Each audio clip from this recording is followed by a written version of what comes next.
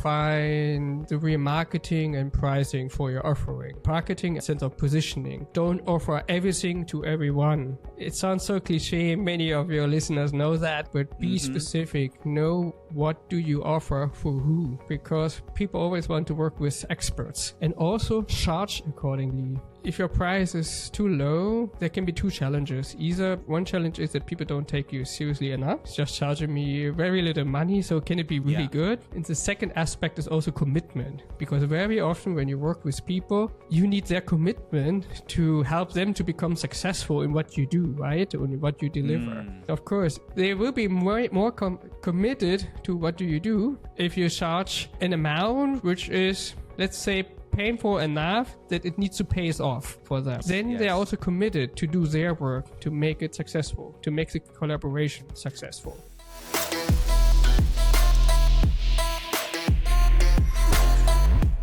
Welcome to the Making a Masterpiece podcast powered by Masterpiece Kingdom brand. I'm your host, Norbert Elnar, and this show is all about building your faith and inspiring your business. Today, we are joined by Lars Siegert, the founder of German Business Buddy.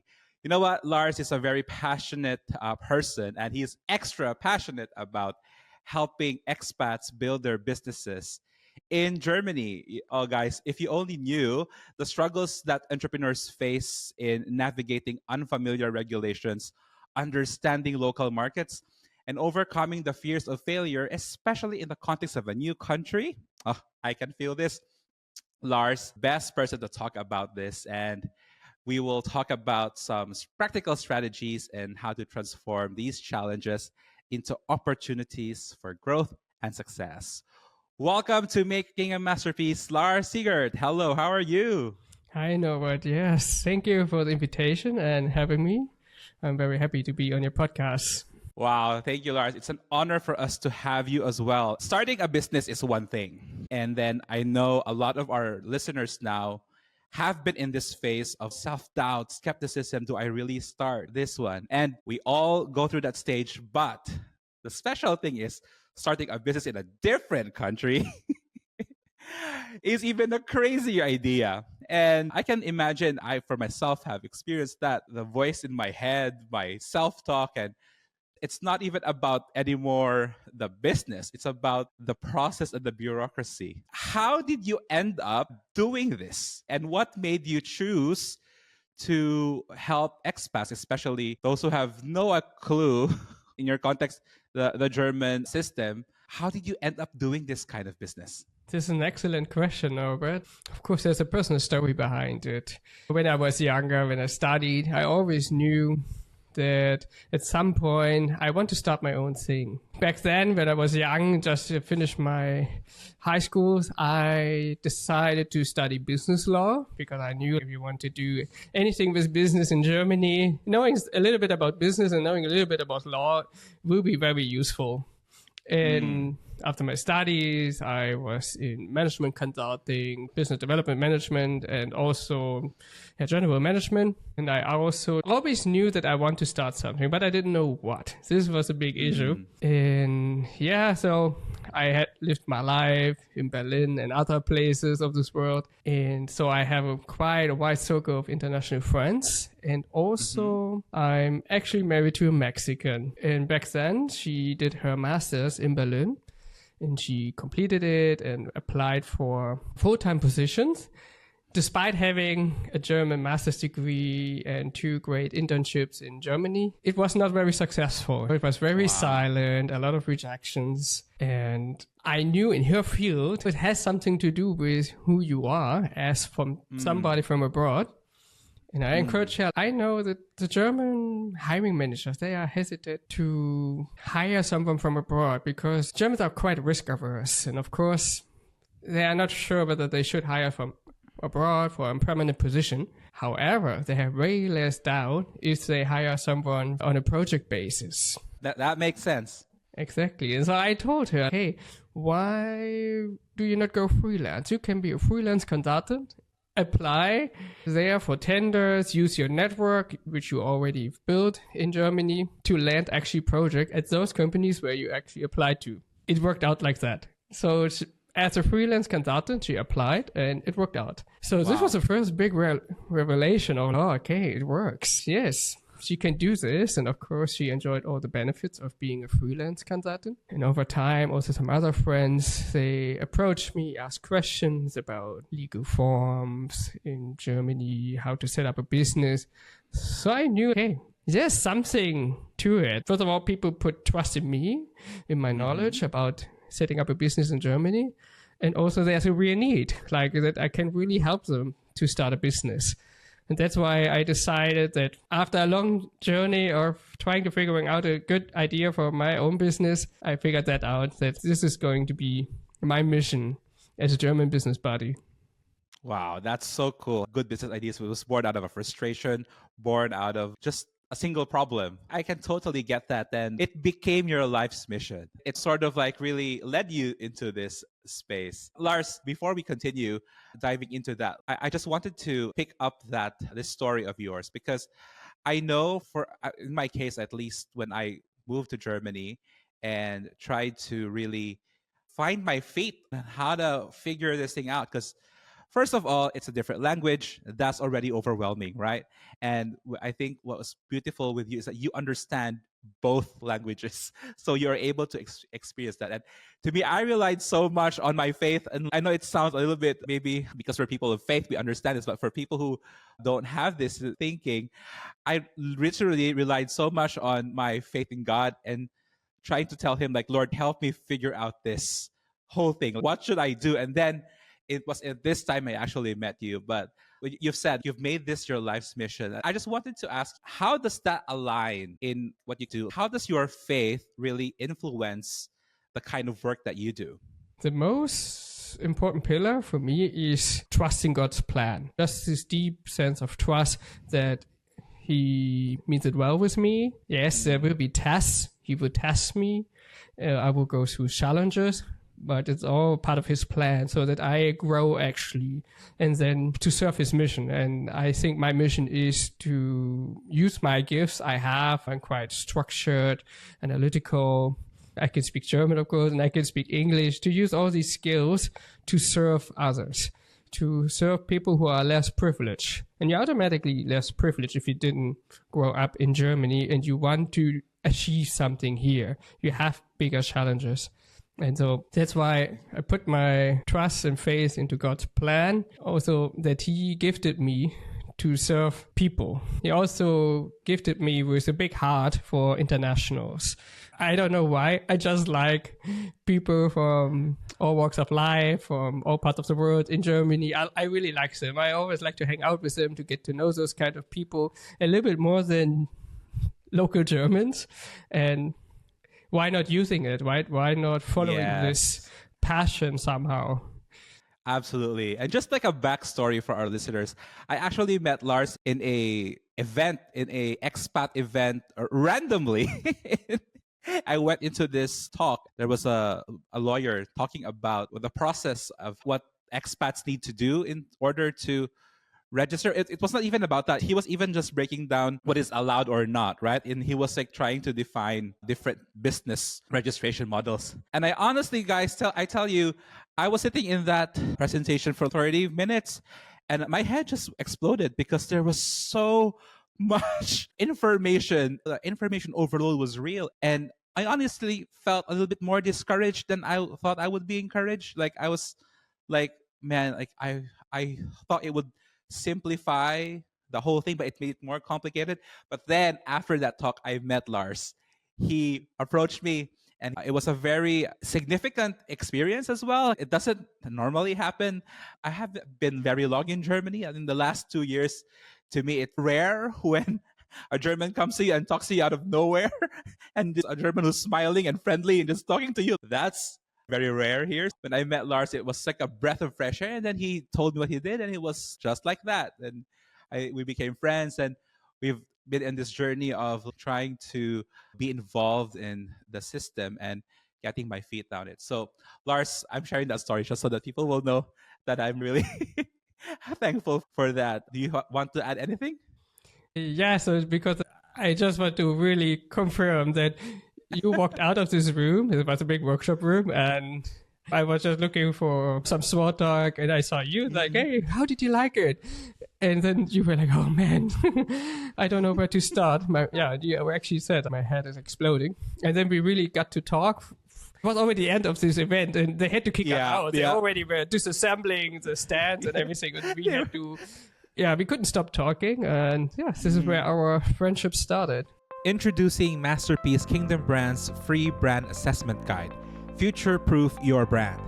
In just 10 minutes, complete a quick and insightful assessment with 35 key questions designed to help you take an honest look at your brand and gauge its future resilience and adaptability. Discover valuable insights in 5 essential areas: brand digitalization, brand online presence, brand resilience, customer experience, and brand culture. Once you finish the assessment, we'll send you a report detailing your score so you can identify where your brand can truly grow.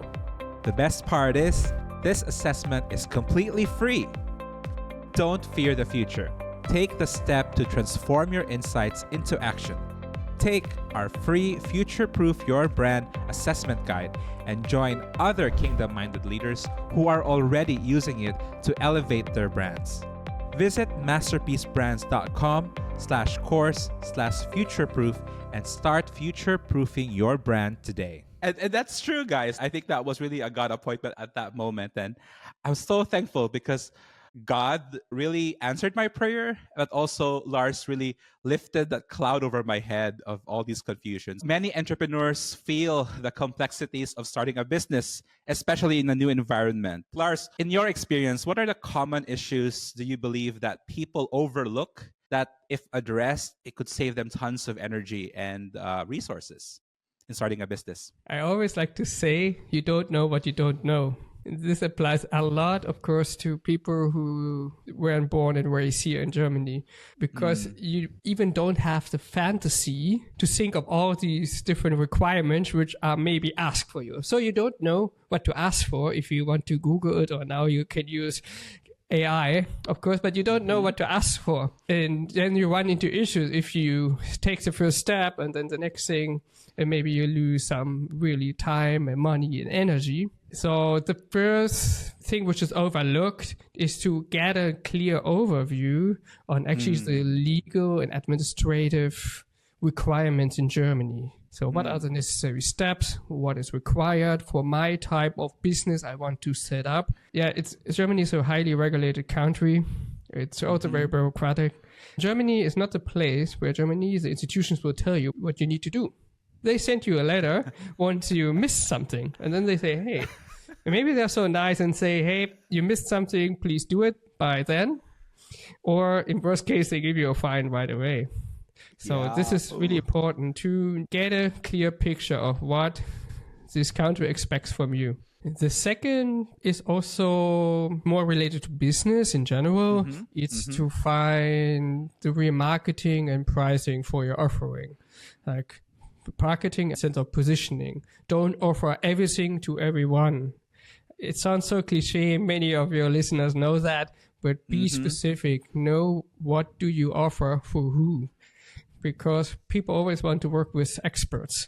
And also charge accordingly. If your price is too low, there can be two challenges. Either one challenge is that people don't take you seriously enough. Okay, it's just charging me very little money, so can it be really good? And the second aspect is also commitment, because very often when you work with people, you need their commitment to help them to become successful in what you do, right? Or in what you deliver. And of course, they will be more committed to what do you do if you charge an amount which is, let's say, painful enough that it needs to pay us off for that. Then they are also committed to do their work, to make it successful, to make the collaboration successful. That's true. I just want to interject into that. It's more like your pricing point also gives a sense of accountability to the customer, right? Of course, there's a big bubble of cultural differences in business. It depends on who you do business with, because many of my clients, they don't necessarily work with German clients. They work with, let's say, English-speaking clients or other clients in Germany who are not German, or they work anyway with clients all over the world. So you are not limited, right? You don't need to serve German clients if you are running a business in Germany. And no matter who you're working with, you need to know, should be aware of certain cultural differences, expectations, or learn strategies how to deal with that, how to address those pitfalls, maybe just to start on a common ground with somebody by opening the space and say, hey, what do you need from me to feel comfortable with me, for example? So you can ask questions and people will tell you what's important to them. It helps also the other one to actually verbalize what's important to them and what they need in order to collaborate properly. Wow, that's really cool. I got your 3 points there. Firstly, get the overview of what is required. That's true. I think the danger with that thing is that when you check out something and then you go into the rabbit hole of checking the deeper version of another thing and then goes to another thing, and then it becomes discouraging. So I think that's really true, because I missed that. I did not have the overview. Once I saw one requirement and that requirement felt like, there's no way I can do that, and then you've given up. Then the second thing you said was like finding your marketing and positioning and figuring out your pricing already. I think that's very important, because a lot of people, I think, also in my experience, they also don't really think about that immediately. They will say, I just want to help people. I just want to, for some reason, maybe it's just maybe mostly in the creative industry, because it's really hard to put a price tag on certain things.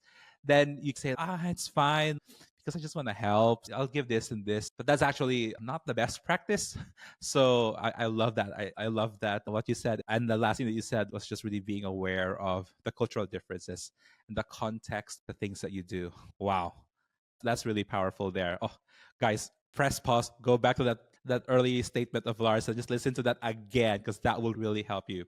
Speaking of getting discouraged, Lars, for our listeners who may be feeling stuck or discouraged in their entrepreneurial journey, whether they're here in Germany or in wherever they're listening to us, do you have practical, actionable steps, 1 or 2 or 3 maybe, that you can recommend to them to simplify the process of growing their business, and especially in the context of a new culture? There are many questions in one, because stuck and growing, very often one big challenge, and it's a personal challenge for every entrepreneur, is not knowing what to do next, what's really important, what helps you to make the next step forward. So it's about clarity. And this is actually what I offer, right? I offer clarity in the end, because when I also know from my own experience, when you start a business, you have so many to-dos, you have so many hats on, and then, hey, what's important? What can I do next? And you also have limited capacities, right? So it's about getting clarity, like really sorting out,